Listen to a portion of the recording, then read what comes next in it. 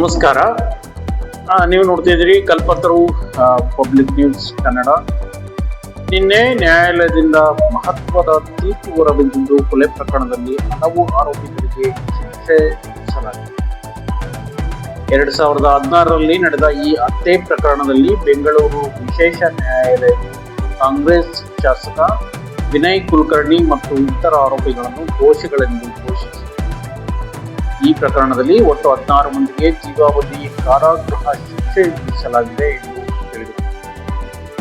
ದೋಷಿಗಳಾಗಿ ಘೋಷಿಸಲ್ಪಟ್ಟವರಲ್ಲಿ ವಿನಯ್ ಕುಲಕರ್ಣಿ ಸೇರಿದಂತೆ ಒಟ್ಟು 16 ಆರೋಪಿಗಳು ಸೇರಿರುತ್ತಾರೆ. ಇದೇ ಪ್ರಕರಣದಲ್ಲಿ ಭಾಗಿಯಾಗಿದ್ದ ಪೊಲೀಸ್ ಅಧಿಕಾರಿ ಚನ್ನಕೇಶವ ಬಿ ಪಿಂಗರಿಕರ್ಗೆ 7 ವರ್ಷಗಳ ಜೈಲು ಶಿಕ್ಷೆ ವಿಧಿಸಲಾಗಿದೆ.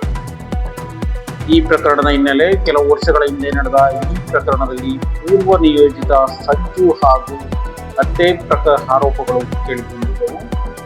ತನಿಖೆಯಲ್ಲಿ ಪ್ರಮುಖ ಸಾಕ್ಷ್ಯಾಧಾರಗಳು ಪತ್ತೆಯಾಗಿದ್ದು ಪ್ರಕರಣದ ದೀರ್ಘಕಾಲ ನ್ಯಾಯಾಲಯದಲ್ಲಿ ವಿಚಾರಣೆಗೆ ಒಳಪಟ್ಟಿತ್ತು. ಈ ವಿಚಾರವಾಗಿ ನ್ಯಾಯಾಲಯದ ಅಭಿಪ್ರಾಯವೇನೆಂದರೆ, ನ್ಯಾಯಾಲಯವು ಎಲ್ಲಾ ಸಾಕ್ಷ್ಯಾಧಾರಗಳನ್ನು ಪರಿಶೀಲಿಸಿ ಆರೋಪಿಗಳ ಪಾತ್ರವನ್ನು ತಿಳಿಪಡಿಸಿ ಕಠಿಣ ಶಿಕ್ಷೆ ವಿಧಿಸಿದೆ. ಪರಿಣಾಮ ಈ ತೀರ್ಪು ಸಾರ್ವಜನಿಕರಲ್ಲಿ ಚರ್ಚೆಗೆ ಕಾರಣವಾಗಿದ್ದು ನ್ಯಾಯ ಸಿಕ್ಕಿದೆ ಎಂಬ ಅಭಿಪ್ರಾಯ ವ್ಯಕ್ತವಾಗಿದೆ. ಮುಂದಿನ ಹಂತ ಶಿಕ್ಷೆಗೆ ಗುರಿಯಾದವರು ಮೇಲ್ಮನವಿ ಸಲ್ಲಿಸುವ ಸಾಧ್ಯತೆ ಇದ್ದು ಮುಂದಿನ ಕಾನೂನು ಪ್ರಕ್ರಿಯೆಗಳು ಮುಂದುವರಿಯಲಿವೆ.